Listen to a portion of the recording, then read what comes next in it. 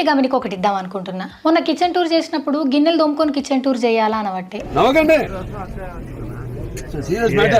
ఎవరిని ఏమో నేను ఇంట్లో ఉంటున్నా, ఏమన్నా హోటల్ ఉంటలేను, ఇంత నీట్గా క్లీన్గా ఉండదు అందుకు. ఇక ఇప్పుడు బట్టలు చూస్తే నాకు యాదకొచ్చింది, బట్టలు మాత్రం పెట్టుకొని వీడియో చేయవా అని. రోజు వేసుకునే బట్టలు కంపల్సరీగా ఒకదాని మీద ఉంటాయి ఎవ్వరి ఇళ్ళలోనైనా. దాని గురించి కూడా మీరు బాధపడకూరు. ఎందుకు అంత స్ట్రెస్ తీసుకుంటారు మీరు మీ లైఫ్లో? కిచెన్లో నువ్వు అది అటు పెట్టలేవు, ఇది ఇటు పెట్టలేవు, ఎందుకయ్యా? నాకు ఎంత నవ్వొచ్చిందో తెలుసా. ఇంకా మంచిగా ఆర్గనైజింగ్గా పెట్టుకోవచ్చు, ఇంకా నీట్గా పెట్టుకోవచ్చు అని చెప్పారు. కరెక్టే, మీకున్న తోపుకే నాకు లేదేమో, అది నా స్టైల్ ఏమో అట్లా అనుకొని వదిలేయచ్చు కదా.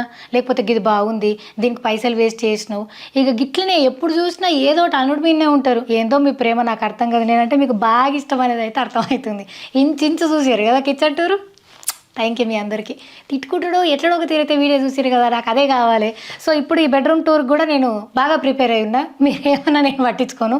మీరు చూసుడే నాకు కావాలి, మీరు చూసుడే నాకు కావాలి.